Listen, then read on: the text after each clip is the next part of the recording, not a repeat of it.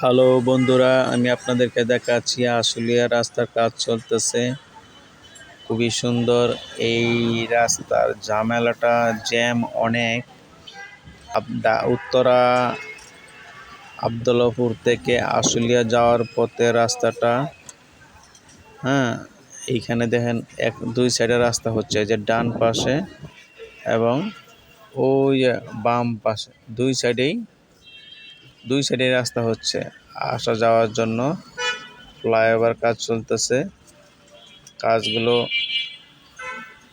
এই দেখেন, ডান সাইডের রাস্তা, ওই বাম পাশের রাস্তা, ঠিক আছে। কাজগুলো চলছে এখন, ভোগান্তি চলছে মানুষের, যানজট, তারপরে আবার রাস্তা ভাঙ্গা, কিন্তু এক সময় এটা থাকবে না।